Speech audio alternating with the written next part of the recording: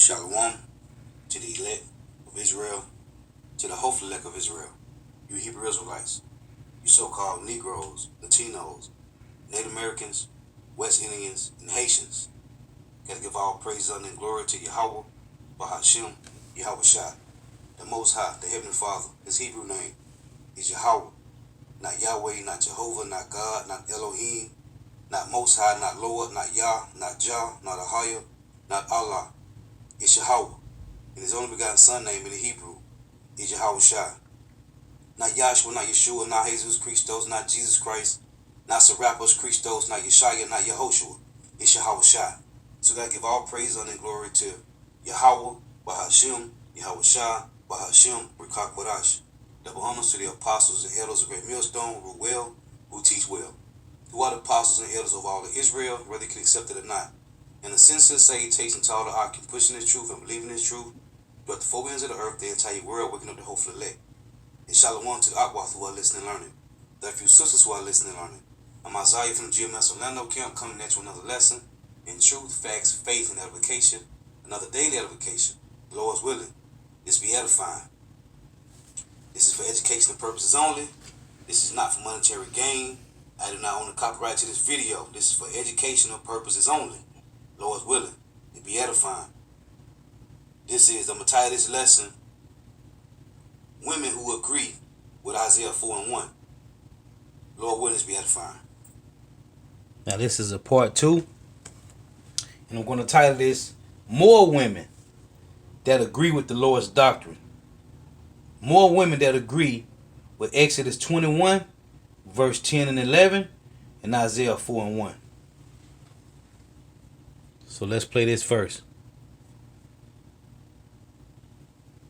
Alright, so some of my followers wanted me to give a quick description or my views on polygamous relationships. Okay, yes, I agree with polygamous relationships, but not in the terms that you all probably are thinking that I agree with it on. See, polygamous relationships were originally built around building security, building an empire, building a nation of people. See, in BC, back before Christ, obviously, when you read the Bible, these kings, they had multiple wives, but it was not for any sexual desires. It was to build a nation. See, these days you have it confused. You use it for sexual exploitations or sexual desires when that has nothing to do with it. Now, being as a king, if you want it for your sexual desire, it's going to be so. I just got to correct that. She's right. It's for nation building. It's for women's security. But it's also for a king's desire if he wanted to be so. See, my thing is, you men and some women, but very rarely women, but mostly men, you're trying to use it to benefit yourself instead of benefiting others. See, if you brought two women together who both had really good stable jobs, plus that one man, which is the king, which is the leader, who also had a good job. Alright, so when women object to polygamy and have a problem with it, my question is always why? Who has conditioned you to have an issue with that? Exactly. It's the way of your ancestors. And it's not to be confused that the purpose of polygamy was for sexual exploitation purposes. The purpose was so that every woman had a husband, so that every child had a father, so that no woman was responsible for running an entire household on her own. There it is. This is Proverbs chapter 14 and verse 1. A woman don't supposed to run the household on her own. Proverbs 14 and 1. Every wise woman buildeth her house, but the foolish plucketh it down with her hands. Why does the foolish pluck it down with her hand? Because she want to be head of the household. And who, like she said, who conditioned you to be this way? Esau Edom. By giving women liberty to gather abroad. The concept of your ancestors was all about nation building, survival, what makes sense according to nature. That foo-foo, fee-fee, Prince Charming, my husband, sweep me off my feet type of deal is a fairy tale. And it basically means that, you might have a husband, but you'll have your sisters that won't. We've been conditioned to be against something that we shouldn't be. And that's facts, man. We have been conditioned to be this way. One of the reasons that we as women are so terrified about our man having another woman is because we think that sex is connected to love. It's not. Sex don't have nothing to do with love. And that's facts. When the father married off the daughter to another man's son, they wasn't in love. They had to grow through love, and they had to grow love through over the time of over years, man. Over the course of the months and the years, it had nothing to do with love, man. This was about nation building. It's a bodily function, like sneezing, urinating, having a BM. All of those things just allow you to release yourself. But it don't really have anything to do with love unless that person decides that they have some feelings actually for that person. Now, we know it don't have nothing to do with love because that's why you can do it by yourself. To get that same feeling almost. So it's not based on that. But we as women think that, oh, if he's inside her body like he's inside mine, he loves her more than he loves me. And that's not true. Right. Men have the capacity to love more than one woman, like we as women love more than one of our children. We love all of our children the same. We don't have no best child or second best child. We love them all. The men need to take on the responsibilities of 3 women and do it in an upright way. And I'm telling you, when a man takes on the responsibility of 1 or 2 families, now we're not talking just financial. We're talking about being the head of that family and give some direction and protection and instruction about how to, protect it and how to live upright. That's what it say in Exodus 21:3 and 21:10. Let's read it. Exodus 21 and verse 10. If he take him another wife, her food, her raiment, and her duty of marriage shall he not diminish. And if he do not these 3 unto her, then shall she go out free without money. You supposed to do all these things as you do with one, as you do with the other 3 or the other 10 or the other 200 or the other 700. It's the same, man. Protection,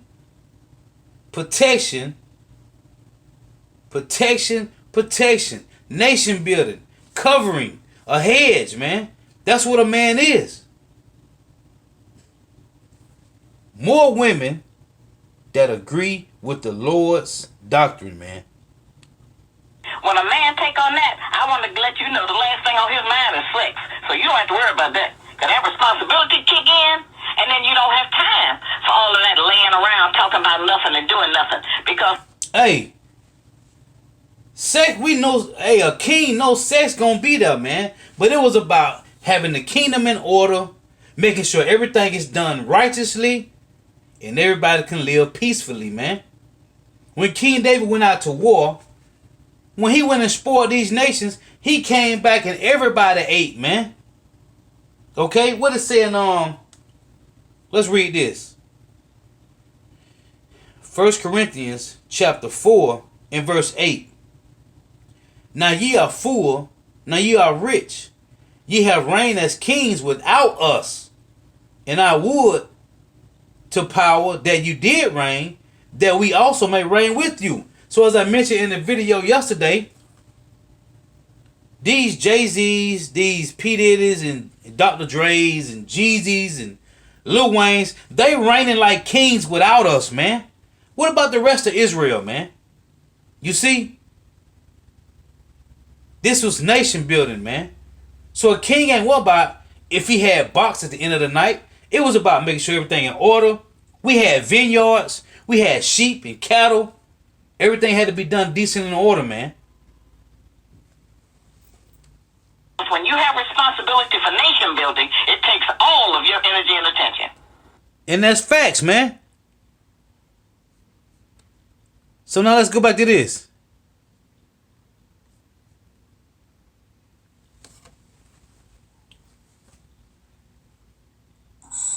The last video I talked about being in a polygamy relationship, and yes, saying it again, I am in a polygamy relationship for more than a year now, and alhamdulillah, I am content with it, I'm happy with it, and I want to share with you some insights on how to keep it positive, running, and happy.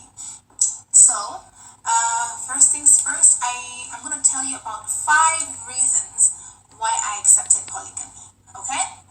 So the first reason is that the society that we live in has this invisible ranking chart of something they call wife material.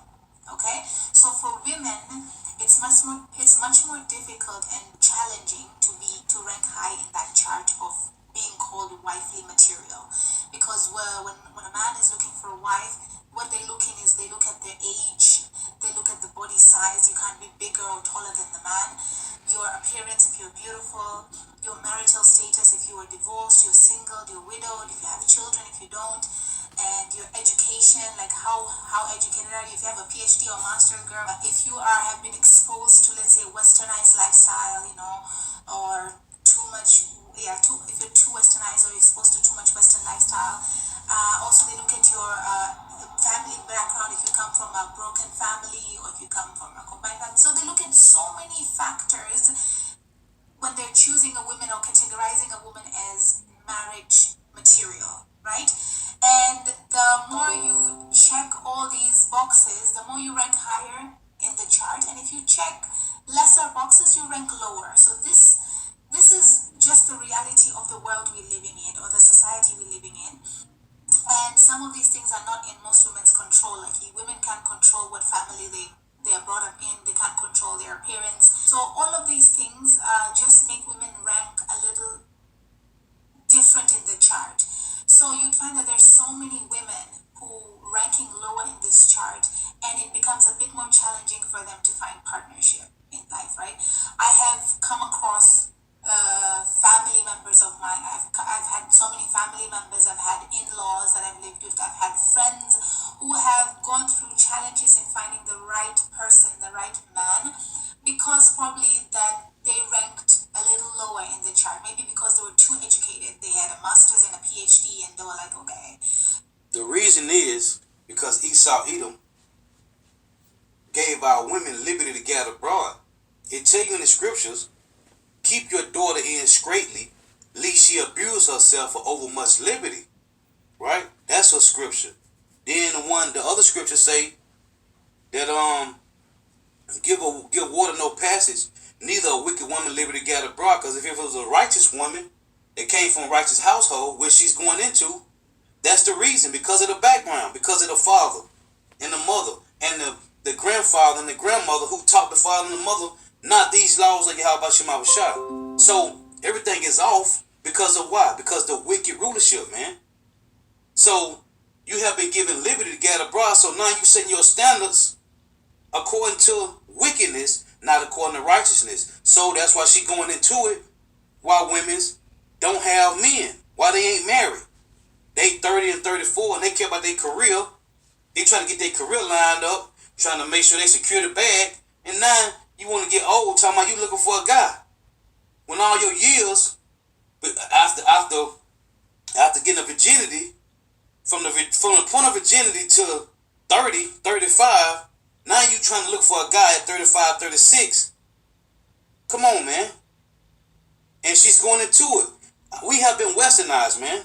And the only ones that's going to come out of this being westernized are the elect of Israel. The men and women of the Israelites. Maybe because they reached 30 and above and they couldn't find partnership by then, so they rank even lower. People be like, why is she not married at this age?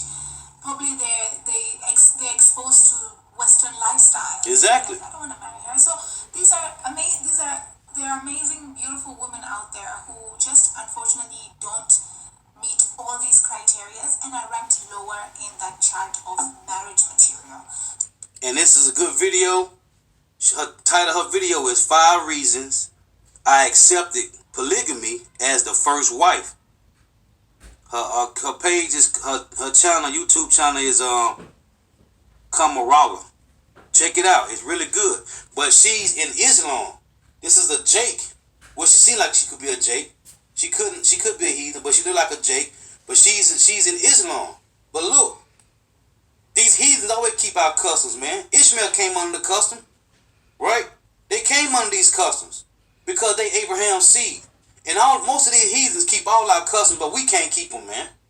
You see why? Because of the curses. Well, she got her head covered up. You can tell she got on the dress. These are the things we're supposed to be rehearsing the right acts of the Lord, men and women. Play a little bit more of this, and I got another clip. So what happens is I've seen them. I have been so close to these women in my life. Like I've had close family members, close in-laws, close friends who are just looking for companionship and are looking just to find a good man. And as the more the time goes and they're not finding the right man, their age also continues going, and it gets even more difficult for them. Right. And it's going to continue to be that way until what? The Lord is saying in Isaiah 69, until the world be left without inhabitant, man. Because the righteous women going to do what? They're going to cleave to that righteous man. The Lord going to put the spirit on them. Let's check this out.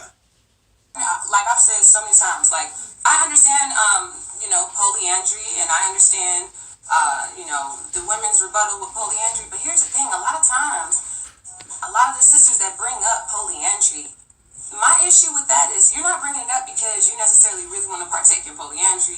And you're not saying it because you think that's going to solve some issues in the Black community. You're saying it just to be tit for tat because you don't like the idea of polygyny. Listen. If you're agreeing or accepting polygyny as a form of relationship depends on you, on whether someone else accepts another form of relationship, then you're just not down with it. You can say, I'm just not down with it. You can be real. You don't have to pull rebuttals out the ass that really ain't got shit to do with shit just to have something to say. Sisters, we do that shit a lot. We sometimes we have to really address the fact that I'm really emotional about this. I'm really upset about this idea of polygyny. I'm angry because it doesn't feel fair. It doesn't feel fair to me. Why doesn't it feel fair to you? What about that doesn't feel fair? Let's really dive in. Let's really dive into that. Can anybody? I know there's some sisters on here that don't agree with polygyny. You can voice it. Let's talk about it. What about polygyny doesn't seem fair? For some reason, we think that polygyny is all about the man. And in that way, aren't we being patriotic and saying that women ain't shit? Because I view my sisters. Nah. Key factor, it is about the man. But you got to understand what she's saying. She's talking to the sisters about being joined to this household. And she's going to explain. I had to correct that because it is about the man. Because without a man's seed, there would be no children. But you got to understand what she's talking about. She's talking to the sisters about not being offended, dealing with a house full of sisters with one brother. That's why I'm going to title the lesson, according to righteousness. This how it shall be in the kingdom of heaven, which shall be here on earth. This is according to righteousness, man. And there's a lot of sisters out there, Negro, Latino, Native American, West Indians, and Haitians, that's with it, man. Why? Because the Lord has put it in their spirit. Because we are about to come to this point real soon. Hey, the Lord said he'll make a man more precious than fine gold, right?